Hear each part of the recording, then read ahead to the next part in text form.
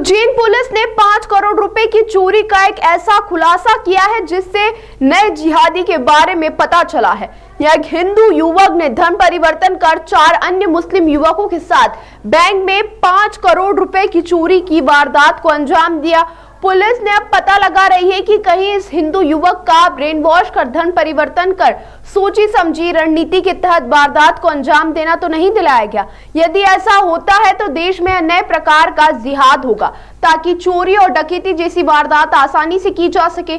दरअसल उज्जैन पुलिस को आज एक बड़ी सफलता हाथ लगी, जिसका खुलासा एसपी प्रदीप शर्मा ने पुलिस कंट्रोल रूम पर रात 12 बजे प्रेस वार्ता करके दिया।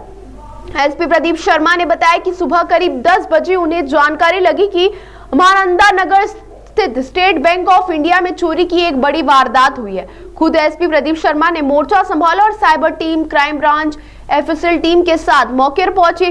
पुलिस को जानकारी दी गई कि सुबह सफाई कर्मी और मैनेजर जब बैंक में पहुंचे तो उन्हें चोरी की इस वारदात का पता चला। खास बात यह रही कि कोई भी ताला टूटा हुआ नहीं था, सभी ताले खोले गए थे। इससे पुलिस को शंका हुई कि जरूर बैंक के अंदर का कोई व्यक्ति इस वारदात में शामिल है।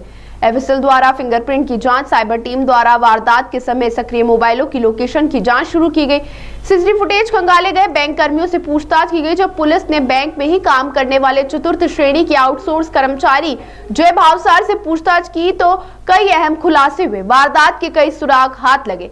जय भावसार ने अपना धर्म परिवर्तन कर मुस्लिम बनकर जिशान नाम रख लिया और 4 अन्य साथी साहिल, अब्दुल्ला, अरबाज और कोहिनूर के साथ मिलकर चोरी की इस वारदात को अंजाम दिया। 5 आरोपी रात करीब 2:30 बजे बैंक में घुसते हैं और 35 मिनट के भीतर ही वारदात को अंजाम देकर 4 किलो 700 ग्राम सोना व 8 लाख रुपए नगद लेकर फरार हो जाते। वारदात के दौरान आरोपियों ने किसी भी ताले को नहीं तोड़ा, बल्कि चाबी से सभी ताले खोले गए। जय भावसार, जो कि अब मुस्लिम धर्म अपनाकर जिशान बन गया है, आउटसोर्स कर्मचारी था, इसलिए उसके पास बैंक की चाबियां हुआ करती थी। इस पूरी वारदात का मुख्य किरदार जय भावसार निकला। 6 माह पहले ही जय भावसार ने यूट्यूब से वीडियो देखकर अपना धर्म परिवर्तन किया।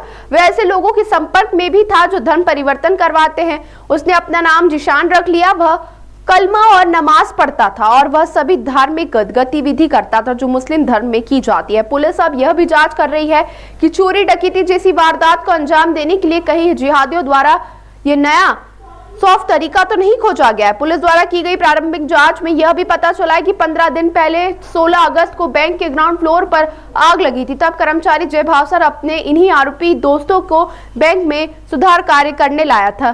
तब पूरी तरह से रेकी की गई, वह स्टडी की गई और जानबूझकर गोल्ड लॉकर को खुला छोड़ा गया। पुलिस अब यह पता लगा रही है कि बैंक में आग बुझाकर योजना के तहत तो नहीं लगाई गई। चोरी की इस वारदात में बैंक के बड़े अधिकारियों की लापरवाही भी सामने आई। बैंक के जय भावसार में आउटसोर्स के रूप में चतुर्थ श्रेणी कर्मचारी था, उसके पास बैंक की चाबी होना बड़ा सवाल खड़ा करता है। हालांकि मामले की गंभीरता को देखते हुए बैंक के आला अधिकारियों ने एसबीआई महानंदा नगर शाखा प्रबंधक पायल महेश्वरी, सेवा प्रबंधक सुरेंद्र कुमार माधव और केश अधिकारी अभिनव को तत्काल प्रभाव से निलंबित कर दिया है। 12 घंटे के भीतर चोरी की इस बड़ी वारदात का खुलासा करने वाली टीम को एडीजी ने 30,000 रुपए का इनाम देने की भी घोषणा की है।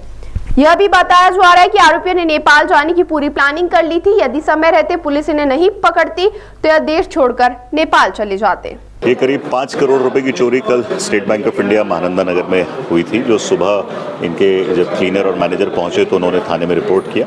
12 घंटे से कम में भी हमारी पुलिस ने इसको सॉल्व किया और उसमें पूरा माल की रिकवरी की गई है, जिसमें करीब 4 किलो 700 ग्राम गोल्ड है और 8 लाख रुपए नगद है। इसमें एक जय भावसार नाम का आउटसोर्स कर्मचारी जो 6 महीने से बैंक में काम कर रहा था, उसने जिस दिन बैंक में आग लगी 16 अगस्त के दिन अपने 2 अन्य साथी कोहिनूर और साहिल इनके साथ मिलकर बैंक की रेकी करी और कल रात को ये जानबूझकर जो लॉकर की चाबी वाला सेफ है उसको खुला छोड़ के गया, जिसमें बैंक के कर्मचारियों की भी लापरवाही है क्योंकि इन्हें चाबी नहीं सुपुर्द करना चाहिए थी। उसके बाद रात में ये 1:30 बजे इकट्ठा हुए। इन्होंने चाबी हाथ डाल के खिड़की के माध्यम से दरवाजे को खोला और उसके बाद पूरा सारे ताले खोलकर सारी चोरी करी और उसके बाद ये आपस में डिस्ट्रीब्यूट करने के लिए एक होटल गए और वहाँ से फरार हो गए। इसमें सभी आरोपियों को ऑलरेडी गिरफ्तार कर लिया गया और क्योंकि बैंक की इसमें एक बहुत बड़ी लापरवाही सामने आई है तो बैंक ने हमें, बैंक के सुपरवाइजर ऑफिसर से हमारी सुबह बैठक हुई थी और उन्होंने बताया है कि उन्होंने ब्रांच मैनेजर और 2 अन्य कर्मचारियों को इसमें सस्पेंड किया है और इसके अतिरिक्त एक जांच भी बिठाई है और साथ ही उन्होंने आश्वासन दिया है कि उनके जुरिस्डिक्शन के सभी बैंक्स का विद इन अ वीक वो इंटरनल सिक्योरिटी ऑडिट भी कराएंगे। सर, ये परिवर्तन की एक बात सामने आई। ये जय भावसार जो 24 साल का ढाबा रोड का रहने वाला है, ये पिछले 6 महीने से कुछ यूट्यूब पर वीडियोस देख रहा है और जिसके बाद इसने अपना नाम और धर्म परिवर्तन किया और अब ये जीशान नाम से जाना जाता है और इसके संबंध में भी हम इसके फ़ोन की और ये किन लोगों के संपर्क में था जिनके द्वारा ये ब्रेन वॉशिंग की गई उनकी जानकारी ले रहे हैं और अगर इस तरह का कोई गिरोह आता है तो उसके संबंध में भी कार्रवाई की जाएगी। क्या चोरी करने के लिए इन्होंने बैंक में आग लगाई थी? ये हमारी अभी इन्वेस्टिगेशन का बिंदु है और किस तरह से घटना अनफोल्ड हुई है ये संभावना से इनकार नहीं किया जा सकता कि 16 अगस्त को इन्होंने खुद बैंक में जानबूझकर आग लगवाई है और उसके बाद ये घटना कारित करने के लिए पूरी रेकी किया। सर, ये जब जिस समय चोरी हुई क्या उस समय वहाँ पे गार्ड भी मौजूद नहीं, ना तो कोई गार्ड मौजूद था और जैसे मैंने बताया कि इसमें बैंक प्रबंधन की बहुत बड़ी लापरवाही है। जो कैमरे हैं, CCTV कैमरे, उनके जलने के बावजूद उनको रिपेयर करने के लिए पिछले 15 दिन में बैंक के द्वारा कोई ठोस कदम नहीं उठाया गया। तो कितने थानों की पुलिस लगी थी इसमें हमारे एडिशनल SP साहब, CSP माधवनगर, DSP क्राइम, थाना प्रभारी जीवाजीगंज, चिमनगंज, माधवनगर, हमारी साइबर की टीम, पूरी क्राइम की टीम और फिंगरप्रिंट और सभी ने इसमें बहुत मेहनत करी है। ये एक समग्र टीम का एफर्ट है और इसमें पूरी टीम को ADG साहब की तरफ से 30,000 रुपये नाम दिया था। सर, ये धर्मांतरण वाली बात जो आ रही है इसमें कई बड़ा नेटवर्क भी पकड़ा जाता है। ये अभी इन्वेस्टिगेशन हम लोग करेंगे, अभी इसके सारे डिटेल्स, रिकॉर्ड्स और इससे पूछताछ के बाद ही ये क्लियर हो पाएगा कि ये केवल यूट्यूब वीडियोज़ के माध्यम से किया गया है या इसमें कोई गिरोह भी सक्रिय है।